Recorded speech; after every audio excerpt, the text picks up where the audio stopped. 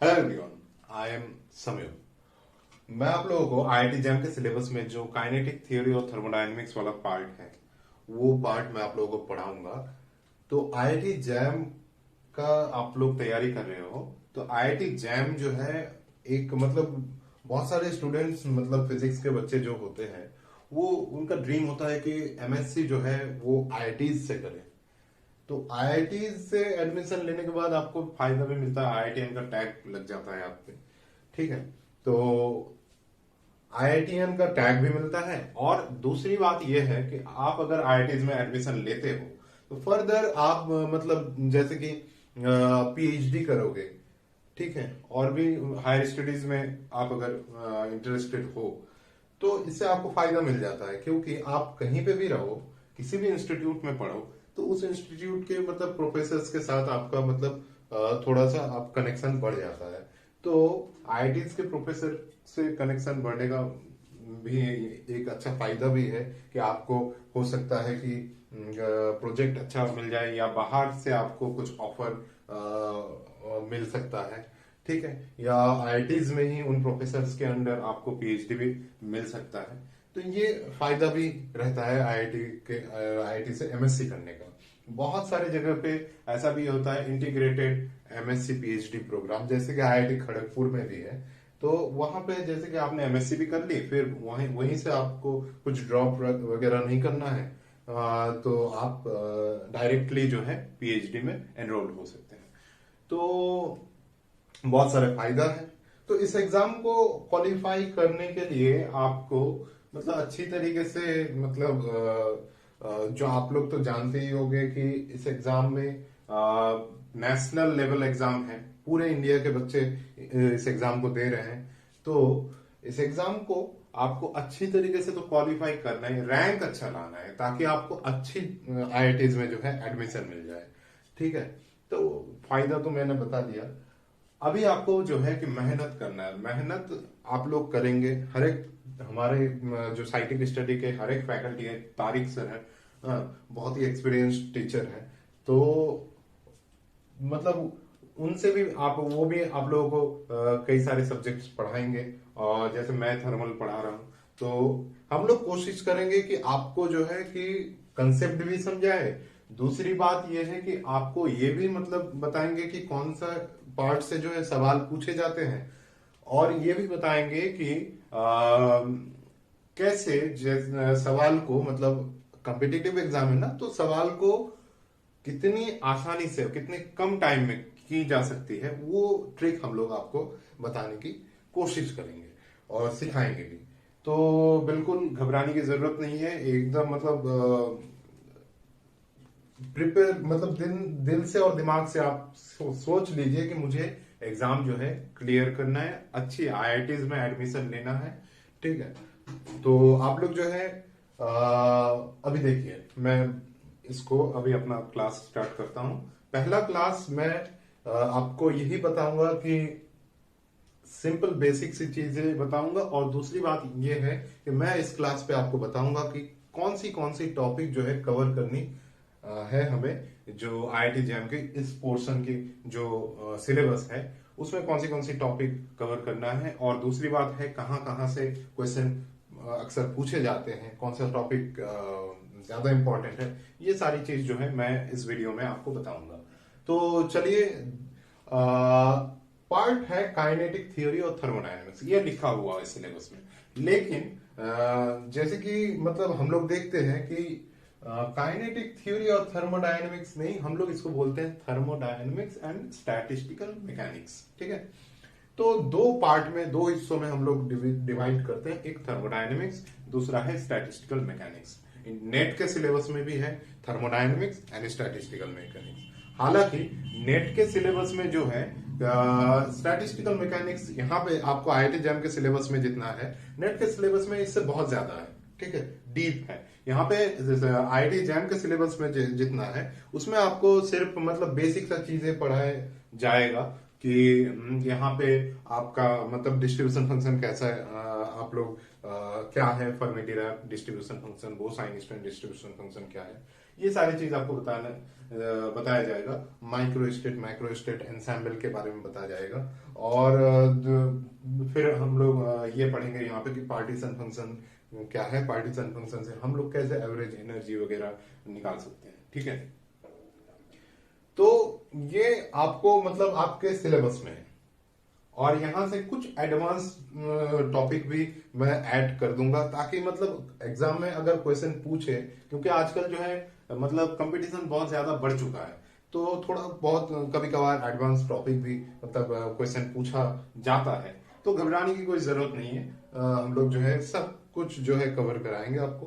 तो देखिए, और थर्मोडायनेमिक्स का ये जो पार्ट है आईआईटी जैम में आता है, तो आईआईटी जैम में इसका वेटेज कितना है पहले ये जान लेते हैं।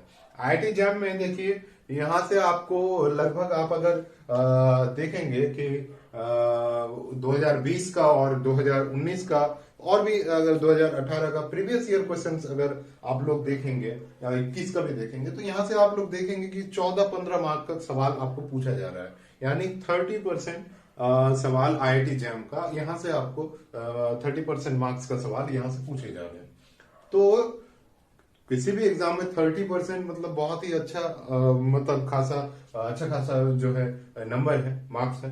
तो आप अगर यहां से मान लीजिए 10 नंबर भी कर लेते हो, या 15 में से तो 15 नंबर ही कर लेते हो, तो बहुत ही अच्छा है। 10 नंबर ही भी अगर यहाँ से इस पार्ट से कर लेते हो, तो कितना फायदा दे सकता है ये चीज आपको। और ये चीज अभी आपको अगर जैसे कि मैं आईआईटी जैम के लिए आप लोगों को मैं पढ़ा रहा हूं, अब जब आप नेट का एग्जाम दोगे, तो नेट का एग्जाम में भी ये चीज है, thermodynamics and statistical mechanics. Thermodynamics में कुछ भी चेंजेस नहीं है, जितना यहीं पे यहाँ पे है उतना थर्मोडायनेमिक्स इस पे भी है, नेट के सिलेबस में भी है। और स्टैटिस्टिकल मैकेनिक्स का यहाँ पे आपको जो है पढ़ाया जा रहा है जितना, मान लीजिए 30% नेट के सिलेबस का स्टैटिस्टिकल मैकेनिक्स आपको पढ़ाया जा रहा है, बाकी 70% स्टैटिस्टिकल मैकेनिक्स का आपको नेट के सिलेबस में पढ़ना पड़ेगा। ठीक है, तो जैसे कि आप लोग देख सकते हो कि इस पार्ट को अगर थर्मोडायनेमिक्स स्टैटिस्टिकल मैकेनिक्स के पार्ट को अगर पूरा आईआईटी जैम का सिलेबस कवर कर लेते हो, तो नेट के लिए भी आपका 60% सिलेबस कवर हो जाता है, 60-65% सिलेबस कवर हो जाता है। तो बहुत फायदा हो रहा है आपको, क्योंकि आप अगर इसको अभी मतलब प्रिपेयर कर रहे हो। आपको मैंने आईआईटी जैम में बताया कि 15 मार्क्स 30% मार्क्स यहां से आपको मिल जाते हैं। और बाकी आपको अगर मैं बताऊं कि इस पे नेट के क्वेश्चन पे कितना मार्क्स वेटेज कितना है इस सब्जेक्ट का, इस सब्जेक्ट का वेटेज आपको मिल जाता है, दिखाई देगा 35, कभी कभार 38। ठीक है, इस रेंज पे आपको मिल जाता है। ठीक है, तो बिल्कुल यहां से आप 35 किसी पेपर से किसी पार्ट से 35 मार्क्स आ रहा है, पार्ट बी में भी आ रहा है, पार्ट सी में भी आ रहा है, इसको तो बिल्कुल इग्नोर नहीं कर सकते हैं। और ये पार्ट अगर आप मतलब अभी से ही अगर स्ट्रॉन्ग कर लेते हो, तो आपको आगे जाके नेट के एग्जाम में भी बहुत ज्यादा फायदा हो जाएगा और बहुत ज्यादा आसानी भी होगी आपको उस एग्जाम के लिए तैयारी करने में। तो चलिए अभी शुरू करते हैं कि इस पार्ट को क्या बताया मैंने, थर्मोडायनेमिक्स और स्टैटिस्टिकल मैकेनिक्स। ठीक है, क्या बताया है, thermodynamics,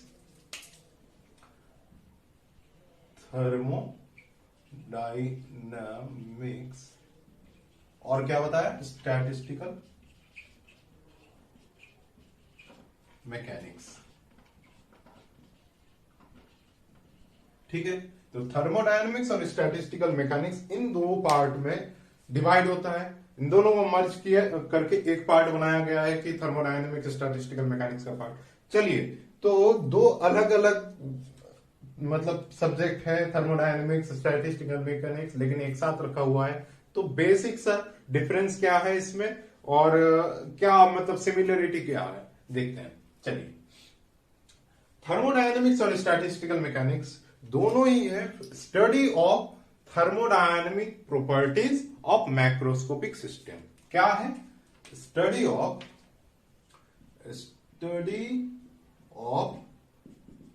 thermodynamic properties of macroscopic system. दोनों में ही हम लोग जो है thermodynamic properties of microscopic system study करते हैं, ठीक है। लेकिन अभी है डिफरेंस, ये सिमिलैरिटी हो गया, दोनों में ही है, स्टडी करते हैं सेम चीज, thermodynamic properties of microscopic system. लेकिन थर्मोडायनेमिक्स में क्या करते हैं, थर्मोडायनेमिक्स में देखिए यहां पे इसको स्टडी करते हैं using empirical laws of thermodynamics.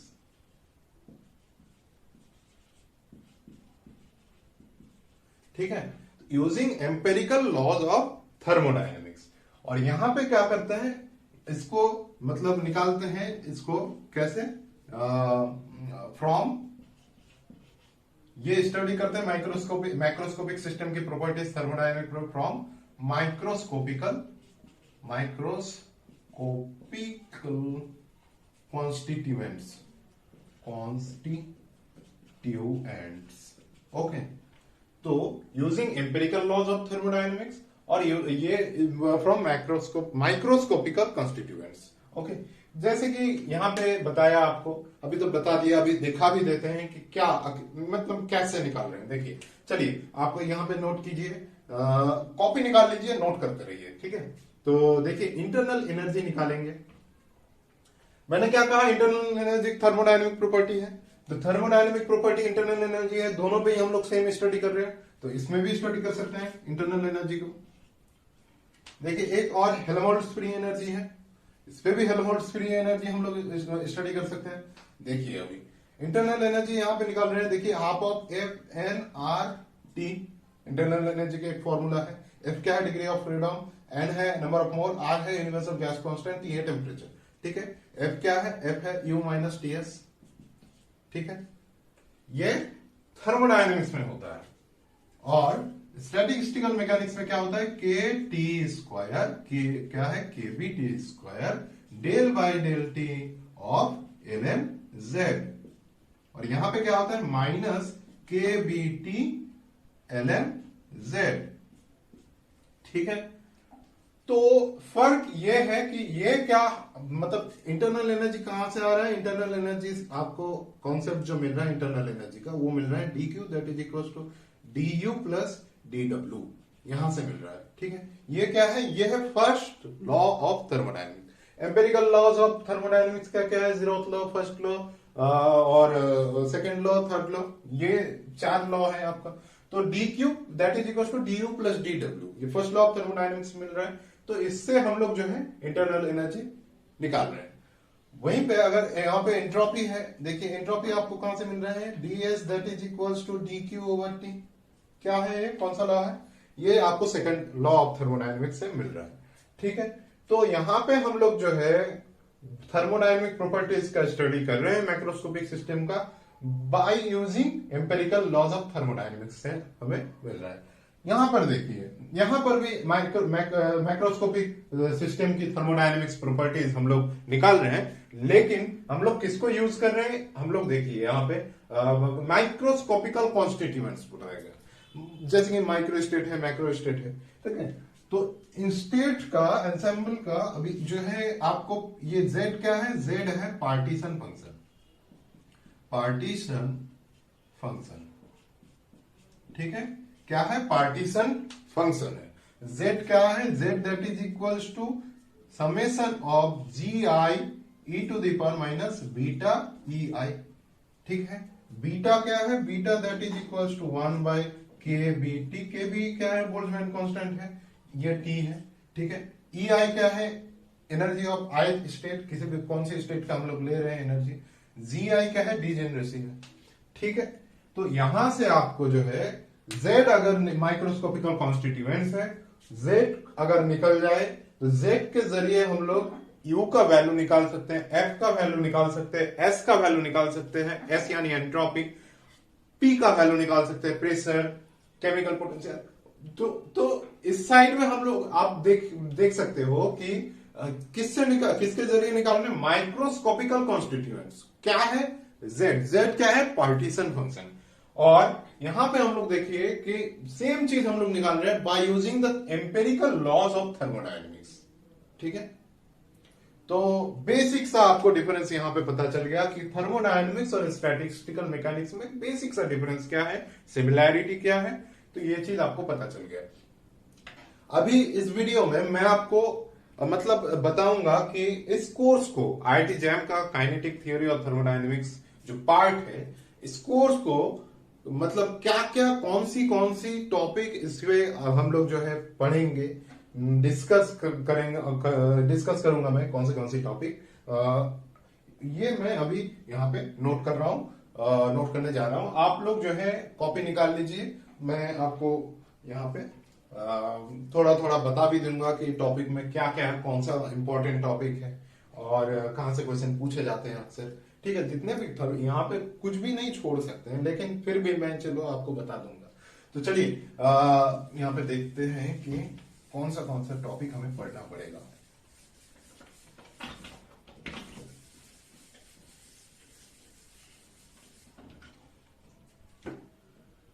ठीक है, तो चलिए पहला टॉपिक हम लोग पढ़ेंगे सिस्टम,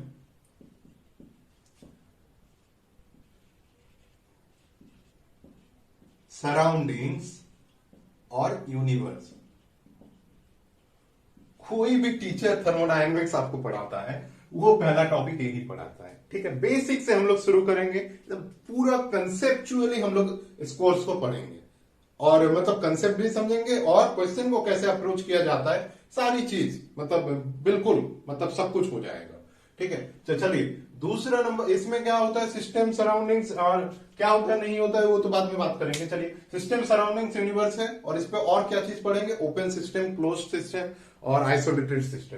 ठीक है, और अभी आप नोट करते जाइए। दूसरा हम लोग टॉपिक पढ़ेंगे क्या, path function and state function. Path function state function कैसा होता है कि दो एक पॉइंट यहां होगा, इनिशियल पॉइंट फाइनल पॉइंट, दोनों के अलग अलग पाथ होंगे। तो जो प्रॉपर्टीज, जो वेरिएबल थर्मोडायनेमिक प्रॉपर्टीज पाथ पे डिपेंड करता है वो पाथ फंक्शन होता है, जो पाथ पे नहीं डिपेंड करता है वो स्टेट फंक्शन होता है। तो ये चीज हम लोग पढ़ेंगे। ये कॉन्सेप्ट जो है, कॉन्सेप्ट से आपको क्वेश्चन नेट के सिलेबस में और आईआईटी जैम के सिलेबस में पूछा जाता है, नेट के सिलेबस में भी पूछा जाता है। ठीक है, बिल्कुल आसान सा कॉन्सेप्ट है, लेकिन आप इसको इग्नोर भी नहीं कर सकते कि इतना आसान है क्या पूछा जाएगा यहां से, नहीं, किसी भी चीज को आप इग्नोर नहीं कर सकते। तो चलिए तीसरा टॉपिक है इंटेंसिव एंड एक्सटेंसिव वेरिएबल्स। ठीक है, intensive and extensive variables, intensive extensive variables से नेट के सवाल में पूछा जा चुका है, तो इसको कैसे आप इग्नोर कर सकते हो, आईआईटी जैम में भी पूछा जा सकता है। ठीक है, बिल्कुल इग्नोर नहीं कर सकते। ठीक है, तो इंटेंसिव प्रॉपर्टी, एक्सटेंसिव प्रॉपर्टीज क्या क्या होते हैं, वेरिएबल्स क्या क्या होता है कि आप एक सिस्टम को आधा डिवाइड कर देते हैं, अगर मतलब कौन सा चेंज हो रहा है, चेंज हो रह रहा है, वही से हम लोग जो है इंटेंसिव एक्सटेंसिव वेरिएबल्स डिसाइड करते हैं। तो चलिए चौथा चीज जो पढ़ेंगे वो है आइडियल गैस। आइडियल गैस के बारे में पढ़ेंगे। आइडियल गैस क्या होता है, आइडियल गैस मतलब वो फिर आइडियल क्यों कहा जाता है, रियल में क्यों एग्जिस्ट नहीं करता, ये सारी चीजों के बारे में बात करेंगे। अभी 5वां नंबर में हम लोग पढ़ेंगे ज़ीरोथ लॉ ऑफ थर्मोडायनेमिक्स।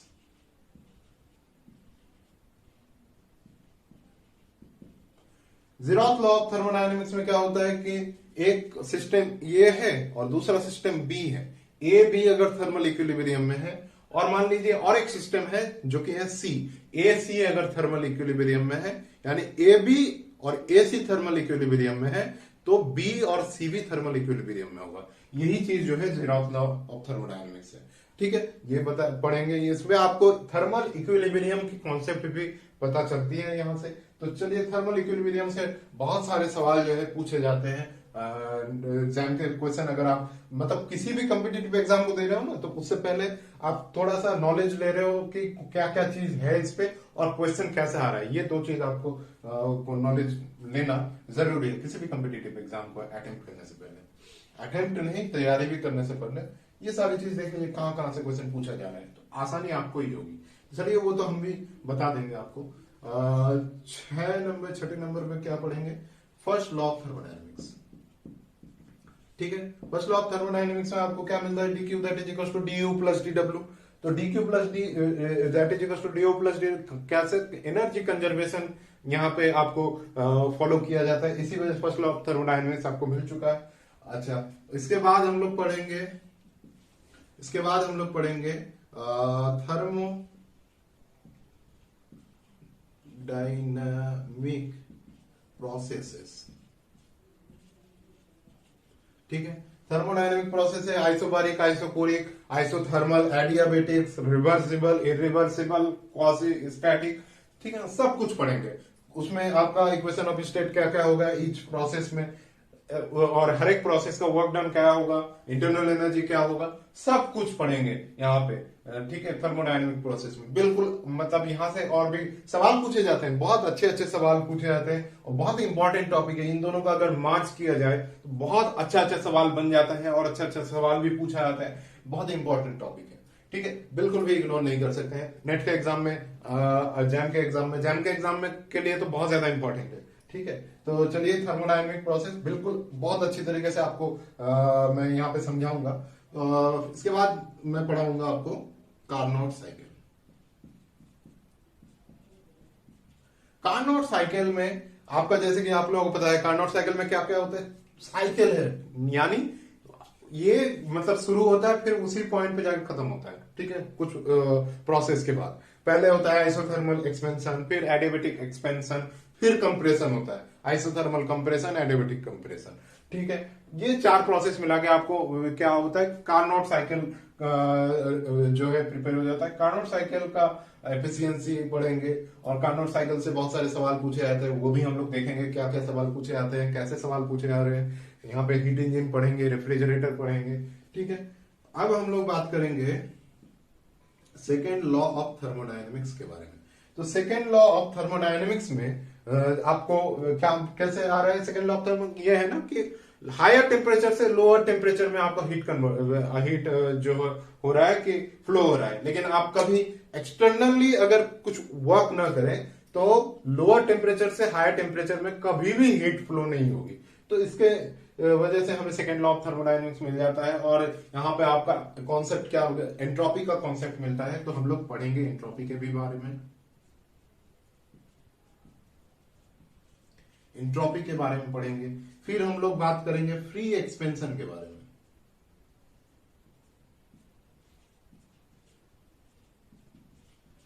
फिर हम लोग बात करेंगे फ्री एक्सपेंशन में, जैसे कि आप लोग देख सकते हो कि फ्री एक्सपेंशन मतलब वहां पे वैक्यूम में किया जाता है, बिल्कुल वैक्यूम में एकदम वर्क डन जीरो हो जाएगा। फिर यहाँ पे जूल फ्री एक्सपेंशन में मैं आपको दिखाऊंगा कि कैसे डेल्टा यू भी जीरो हो रहा है, डेल्टा क्यू भी जीरो है, डेल्टा डब्ल्यू भी जीरो हो रहा है। ये सब बात करेंगे। फ्री एक्सपेंशन से बहुत सारे क्वेश्चन पूछे जाते हैं, तो इंपॉर्टेंट टॉपिक है। ठीक है, और उसके बाद मैं बात करूंगा सीपी एंड सीवी और as well as gamma. Gamma क्या है, रेशियो इन दोनों का। ठीक है, तो एंट्रोपी और सीपीसीवी से मिला के या अलग अलग भी यहां से क्वेश्चन पूछे जाते हैं। ठीक है, तो बिल्कुल ये बहुत ज्यादा इंपॉर्टेंट टॉपिक है, बिल्कुल भी इग्नोर नहीं कर सकते हैं। ठीक है, बहुत ही ज्यादा इंपॉर्टेंट टॉपिक है। चलिए अभी हम लोग बात करेंगे आगे थर्ड लॉ ऑफ थर्मोडायनेमिक्स के बारे में। थर्ड लॉ ऑफ थर्मोडायनेमिक्स के बारे में, फर्स्ट यानी फर्स्ट लॉ, सेकेंड लॉ हो चुका, थर्ड लॉ, जीरोथ लॉ, चार लॉ अभी तक खत्म कर दिए। थर्ड लॉ ऑफ थर्मोडायनेमिक्स में हम लोग ये होता है ना, एब्सोल्यूट जीरो टेम्परेचर में कोई थर्मल मोशन आपको दिखाई नहीं देगा। यहां से आपको जो कॉन्सेप्ट मिलता है आइसोथर्मल कंप्रेसिबिलिटी और वॉल्यूम एक्सपेंसिबिलिटी, आइसोथर्मल इलास्टिसिटी, ये सारी चीज फॉर्मूला से ही आपको क्वेश्चन पूछे जाते हैं। तो यहां से ये थर्ड लॉ ऑफ थर्मोडायनेमिक्स में आपको ये तीन चीज आपको मिलती है। यहां से फॉर्मूला है आइसोथर्मल कंप्रेसिबिलिटी वगैरह वगैरह, तो यहां से फॉर्मूला से भी सवाल पूछा जाता है और फॉर्मूला को यूज करा के भी, मतलब आपको हो सकता है फॉर्मूला दिया हो ये क्वेश्चन में या नहीं दिया हो, तो यहां से सवाल, अच्छे सवाल पूछे जाते हैं। ठीक है, नेट के लिए भी इंपॉर्टेंट टॉपिक है। तो नेट के लिए इंपॉर्टेंट टॉपिक है, तो आपके एग्जाम के लिए तो बहुत ज्यादा इंपॉर्टेंट टॉपिक है। तो चलिए अभी और आगे बढ़ते हैं हम लोग। अभी हम लोग जो है थर्मो बात करेंगे, जैसे कि यहाँ पे फेज ट्रांजिशन पढ़ेंगे अब। ठीक है, क्या पढ़ेंगे? Phase transition. Phase transition, phase transition के बारे में पढ़ेंगे कि जैसे कि गैसियस फेज होता है, लिक्विड फेज होता है, सॉलिड फेज होता है, तो कैसे फेज ट्रांजिशन हो रहा है। और दूसरी बात है, यहां से हम लोग एक और चीज पढ़ेंगे जो कि है लैटेंट हीट। लैटेंट हीट क्या होता है? लैटेंट हीट होता है आपका क्या मिल जाता है? Latent heat that is equals to T into del S, del S that is equals to S two minus S one. तो लेटेंट हीट के बारे में भी मैं यहाँ पे पढ़ाऊंगा आप लोगों को। चलिए आगे बढ़ते हैं, आगे और क्या क्या चीज पढ़ना है वो देख लेते हैं। ठीक है, लेटेंट हीट पढ़ लिया। अभी पढ़ेंगे 16 17, नंबर 17 टॉपिक है आपका, क्या अभी होगा? Clausius Clapeyron equation. Clausius Clapeyron equation, जैसे कि Clausius Clapeyron equation d p by d that is equals to l यानी latent heat divided by t del v. ठीक है, तो ये क्लॉसियस इक्वेशन कैसे, क्लेपेरन इक्वेशन कैसे आ रहा है। और दूसरी बात है, यहाँ से सवाल अगर पूछे जाता है तो कैसे पूछा जाता है, कैसे आसानी से सॉल्व कर लेंगे। ठीक है, तो ये चीज मैं आपको बताऊंगा। अब मैं बताऊंगा ये important topic, first and second order phase transition. ठीक है, first and second order phase transition के बारे में बात करूंगा। ठीक है, और आगे बढ़ेंगे इसको। अभी ये फेज ट्रांजिशन खत्म हो गया। अभी आगे बढ़ते हैं, काइनेटिक थ्योरी ऑफ गैस के बारे में बात करेंगे। आप बेसिक इसको कोई कहीं कहीं पे पहले पढ़ा देते हैं। ठीक है, तो मैं मतलब ये फेज ट्रांजिशन के बाद आपको ये पढ़ाऊंगा ऑफ गैस। ठीक है, फिर मैं बात करूंगा आपका काइनेटिक थ्योरी में वो ब्राउनियन मोशन वगैरह होता है। ठीक है, आइडियल गैस का ये सारी चीज मैं बताऊंगी यहाँ पे। दूसरी बात, यहाँ पे वंडर वाल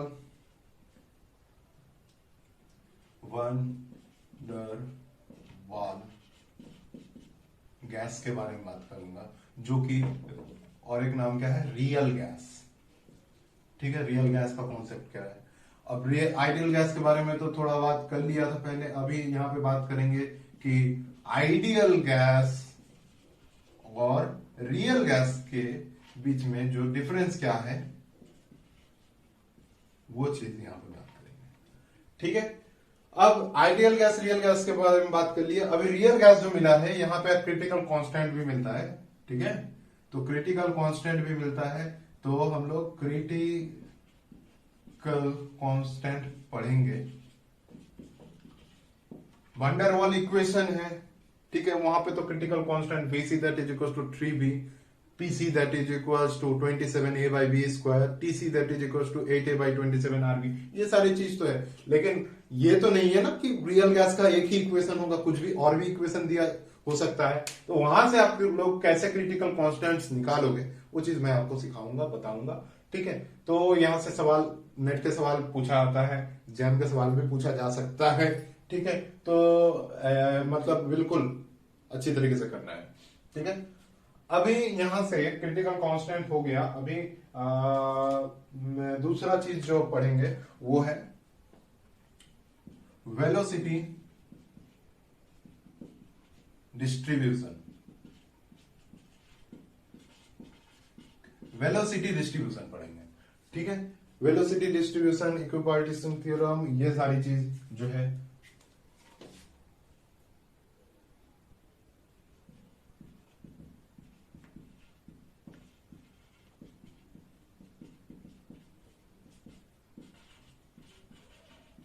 ठीक है। अच्छा, अभी जो है इको पार्टीशन थ्योरम भी हो चुका है। अभी बात करेंगे मीन फ्री पाथ की, जैसे कि ब्राउनियन मोशन हुआ। ब्राउनियन मोशन में मीन फ्री पाथ क्या है? मीन फ्री पाथ है कोलिजन होता है दो सक्सेसिव कोलिजन के बीच में जो डिस्टेंस ट्रेवल होता है वही होता है mean free path. Mean free path से अच्छा अच्छा क्वेश्चन आपको पूछा जाता है, ठीक है, बिल्कुल इग्नोर नहीं कर सकते हैं। मीन फ्री पाथ से अच्छे अच्छे सवाल मतलब नेट के एग्जाम में भी पूछा जाता है। इस बार भी 2021 का जो सवाल पूछा जाता है मीन फ्री पाथ से क्वेश्चन आया था, ठीक है। तो मीन फ्री पाथ बहुत ही इंपॉर्टेंट टॉपिक है, इसको मतलब अच्छे तरीके से पढ़ना है, सब कुछ अच्छे तरीके से पढ़ना है। मतलब ऐसा हो जाएगा कि बिल्कुल मतलब अंदर आ जाएगा सब कुछ। मतलब टॉपिक देखेंगे और फॉर्मूला लिखेंगे और कंसेप्ट, टॉपिक देखने के बाद ही कंसेप्ट आपके दिमाग में आ जाएगा। हाँ हाँ ये चीज है, इस मीन फ्री पाथ मतलब ये होता है, फॉर्मूला ये है, ठीक है, क्वेश्चन इस टाइप का आता है। बिल्कुल ऐसा हो जाना चाहिए आपका। मतलब अभी तो शुरुआत है, चलिए जब खत्म होगी तो मैं मतलब कोशिश करूंगा कि आपको इस तरीके से मतलब प्रिपेयर मतलब कर पाऊं कि आप प्रिपेयर होना तो आपके ऊपर है, लेकिन हम भी कोशिश करेंगे कि आपको थोड़ा बहुत मतलब हेल्प करेंगे कि चलिए इस तरीके से आप कीजिए, इस तरीके से सॉल्व कीजिए।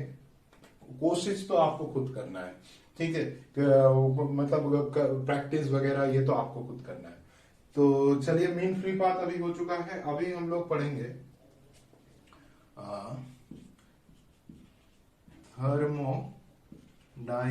थर्मोडायनामिक पोटेंशियल्स के बारे में, ठीक है।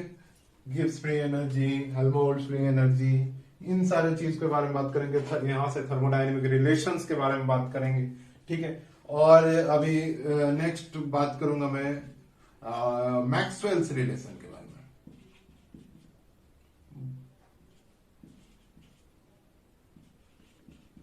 ठीक है। मैक्सवेल्स रिलेशंस के बारे में बात करूंगा। तो मैक्सवेल रिलेशन से सवाल और थर्मोडायनेमिक दोनों को अगर मतलब एक साथ पढ़ाऊंगा, क्योंकि यहां से एक अलग अलग भी सवाल पूछा जा सकता है या दोनों को मार्च करके भी आपको सवाल पूछा जा सकता है। दोनों को मार्च करके भी सवाल अक्सर पूछा जाता है, आ चुका है, ठीक है। नेट में भी आता है, गेट में भी आता है, जैम में भी आता है, ठीक है। मतलब आपको मैं बता रहा हूं ना कि इतना जो पढ़ा रहा हूं बिल्कुल नेट के लिए भी इंपॉर्टेंट है, ठीक है। यानी आप मतलब ये तो हो चुका, अभी पढ़ना है तो नेट का भी प्रिपरेशन हो चुका है, ठीक है। चलिए कर लेते हैं। और 27 अभी 28 नंबर में मैं आपको पढ़ाऊंगा मैक्सवेल हो गया। अभी जो है ब्लैक बॉडी पढ़ाऊंगा, black body radiation, Wien's law, Rayleigh Jeans law, फिर स्टीफेंस लॉ, ये सारी चीज यहाँ पे बात करेंगे। यहाँ से सवाल पूछे जाते हैं ब्लैक बॉडी से, ठीक है। और फिर पढ़ाऊंगा मैं अभी स्टैटिस्टिकल मैकेनिक्स में अभी इंटर हो रहे हैं, तो एंसेम्बल पढ़ाऊंगा,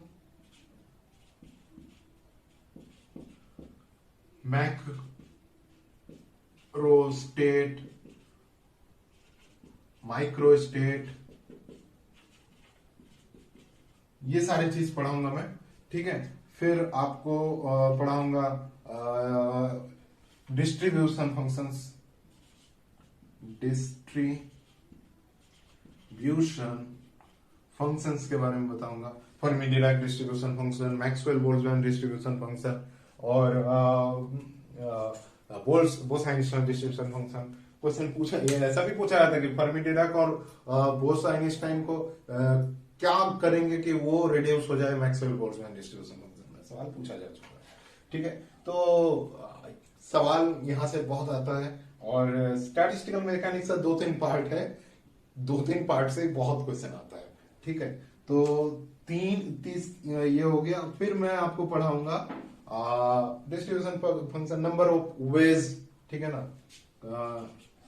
नंबर ऑफ वेज, ओमेगा वगैरह पढ़ाऊंगा। फिर आपको पढ़ाऊंगा इसके बारे में पार्टीशन फंक्शन,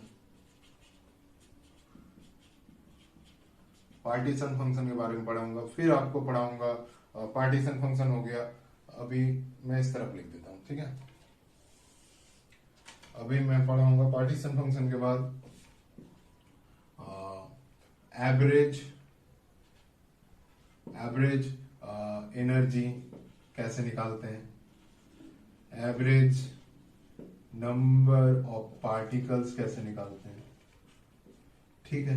यहां से Helmholtz free energy, internal energy, entropy, pressure, ये सारी चीज कैसे निकाला जाता है ये भी मैं आपको दिखा दूंगा, ठीक है। 33 हो चुका है, अभी 34 में एक और चीज, लास्ट चीज मैं आपको यहां पे पढ़ाऊंगा, mixture of gas, of gases, ठीक है। तो बिल्कुल इतना सा टॉपिक अगर आप कवर कर लेते हो, ठीक है ना, तो आपका मतलब जो है कि आईटी जैम के लिए बिल्कुल काफी है, ठीक है। तो इतना टॉपिक कवर करना है आपको, मैं पढ़ाऊंगा इतने सारे टॉपिक्स आपको, कैसे कैसे मतलब यहां से क्वेश्चन आता है, कैसे आप आसानी से सवाल को जो है सॉल्व कर सकते हो, ये सारी चीज मैं आपको बताऊंगा। चलो देखिए, पाथ फंक्शन जो है यहां से क्वेश्चन पूछा जा चुका है, इंटेंसिव एक्सटेंसिव से पूछा जा सकता है, जा चुका है। आइडियल गैस तो मतलब बिल्कुल वो तो पार्ट है हर एक क्वेश्चन का लगभग, तो आइडियल गैस से तो ये तो कॉन्सेप्ट जरूरी है। जीरोथ लॉ थर्मोडायनेमिक इक्विलिब्रियम से पूछा जा चुका है। फर्स्ट लॉ थर्मोडायनेमिक प्रोसेस एक बार नहीं कई बार पूछा जा चुका है। कार्नोट साइकिल से पूछा जा चुका है। सेकंड लॉ ऑफ थर्मोडायनेमिक्स से और एंट्रोपी और सीपीसीबी यहाँ से कितने दफा पूछा जा चुका, मतलब आप प्रीवियस अगर क्वेश्चन देखते हो आप देख पाओगे। फ्री एक्सपेंशन से बहुत सारे सवाल पूछा जा चुका है अभी तक। थर्ड लॉ ऑफ थर्मोडायनेमिक्स में आपको बताया आइसोथर्मल कंप्रेसिबिलिटी, वॉल्यूम एक्सपेंसिबिलिटी, ये सारी चीज आपको फॉर्मूला पूछा जा चुका है, क्वेश्चन फॉर्मूला दिया हुआ है, कुछ और निकालने के लिए बोला गया, पूछा जा चुका है। फेज ट्रांजिशन से कितने दफा पूछा गया, मतलब अगर आप प्रीवियस ईयर क्वेश्चन देखोगे तो देख पाओगे। लेटेंट हीट से भी पूछ चुके हैं यहाँ से सवाल। क्लॉसियस क्लेपेरॉन इक्वेशन से भी मतलब पूछा जा चुका है, या नहीं गया तो पूछा जा सकता है यहाँ से, ठीक है। और फर्स्ट, ये तो बहुत इंपॉर्टेंट है, first and second order phase transition, kinetic theory of gas, wonder wall equation और रियल गैस, क्रिटिकल कांस्टेंट यहाँ से पूछ सकते हैं। यहाँ से आपको थोड़ा सा कॉन्सेप्ट मालूम करना है। वेलोसिटी डिस्ट्रीब्यूशन, मीन वेलोसिटी वगैरह आपको निकालना है, ठीक है, यहाँ से सवाल आ चुका है। इक्विपार्टीशन थ्योरम बहुत इंपॉर्टेंट टॉपिक है, नेट के लिए भी है, जैम के लिए भी है, और आसान सा टॉपिक है, कैसे निकालेंगे आसानी से मैं बता दूंगा। मीन फ्री पाथ से क्वेश्चन पूछा जा चुका है। थर्मोडायनेमिक पोटेंशियल, मैक्सवेल इक्वेशन, यहाँ से दोनों को मार्च करके भी क्वेश्चन पूछा जा चुका है, अलग अलग भी मतलब पूछा जा चुका है। ब्लैक बॉडी रेडिएशन से बहुत दफा क्वेश्चन पूछा जा चुका है। माइक्रोस्टेट यहाँ से कॉन्सेप्ट है, ठीक है। डिस्ट्रीब्यूशन फंक्शन से तो बहुत बार क्वेश्चन पूछा जा चुका है। नंबर ऑफ वेज से भी क्वेश्चन पूछा जा चुका है। पार्टीशन फंक्शन का यहाँ से आपको एवरेज एनर्जी वगैरह, एवरेज नंबर ऑफ पार्टिकल, ये सारे चीज आपको पूछा जा चुका है। मिक्सचर ऑफ गैसेस से भी क्वेश्चन पूछा, मतलब जितना भी टॉपिक है कोई बेकार सी टॉपिक नहीं है, सब कुछ पढ़ना है, आसानी से हो जाएगा, बिल्कुल कोई घबराने की जरूरत नहीं है। इतने सारे टॉपिक्स जो है आपको मैं आसानी से समझा दूंगा, और यहाँ से जितने भी सवाल पूछे जाएंगे, ठीक है ना, तो बिल्कुल एकदम मतलब कंसेप्ट भी आपका क्लियर होना चाहिए, और दूसरी बात है ये भी होना चाहिए कि कैसे आप मतलब कंसेप्ट क्लियर इसी वजह से होना चाहिए कि आप गलत ना करें, और दूसरी बात यह है कि आप कैसे इसको जो है आसानी से कर सकते हो, ठीक है। कुछ भी आपके मन में डाउट हो, कुछ भी सवाल हो, तो आप कमेंट कीजिए, जरूर कमेंट कर सकते हो। और जो है कि इसके बाद जो ये फर्स्ट, ये मेरा थर्मोडायनेमिक्स, ये इस कोर्स का फर्स्ट क्लास है, और दूसरी क्लास में मैं बात करूंगा, शुरू कर दूंगा यहां से, लेकिन उससे पहले मैं आपको बताना चाहूंगा कि थर्मोडायनेमिक टर्मिनोलॉजीज जो होते हैं, जैसे प्रेशर, टेम्परेचर, वॉल्यूम वगैरह, ये सारे या एंथैल्पी, एंट्रोपी, ये जो टर्मिनोलॉजीज हैं, ये इनके बारे में बात करूंगा, थोड़ा बहुत आपको बताऊंगा कि क्या चीज होता है, फॉर्मूलाज क्या क्या है, टूल्स, किसी भी क्वेश्चन को, किसी भी क्वेश्चन को करने के बाद टूल्स अगर आपके हाथ में हो ना, तो आधा क्वेश्चन अपने आप सॉल्व हो जाता है। तो टूल्स आपके हाथ में पहले मैं पकड़ाना चाहता हूं कि टूल्स जो है, टर्मिनोलॉजीज जो है, बिल्कुल आप लोग जो है अच्छी तरीके से जान जाए। तो बिल्कुल घबराने की जरूरत नहीं है। एकदम एक नंबर टॉपिक से 34 नंबर टॉपिक तक बिल्कुल आसानी से, एकदम पानी की तरह आपको क्लियर भी हो जाएगा और आप बहुत आसानी से इसको कवर भी कर लोगे। और दूसरी बात है, यहाँ से क्वेश्चन भी अटेंड कर लोगे। इतना कर लोगे तो नेट के लिए भी ये बहुत आपको बाद में इन फ्यूचर आप नेट दोगे ना, तो हो गया ना 60% सिलेबस कवर। तो कितना काम हो रहा है देखिए। तो चलिए आगे आपको नेक्स्ट वीडियो में मैं मिलता हूं, और तब तक आप जो है कि इस वीडियो में जितना भी आपको बताया गया, ठीक है, नोट कीजिए और थोड़ा बहुत आप कल्चर कीजिए। और एक चीज मैं आपको बताऊंगा कि आप प्रीवियस ईयर क्वेश्चन पहले देखिए, ठीक है। यहाँ पे आपको टॉपिक बता दिया, कहाँ कहाँ से क्वेश्चन मैं आपको बताया कि आ रहा है, तो आप भी देखिए कि हाँ यहाँ से क्वेश्चन आया है या नहीं आया है, कैसा क्वेश्चन पूछा गया है, ठीक है। प्रीवियस ईयर क्वेश्चन आप लोग जो है स्टडी कीजिए। Thank you.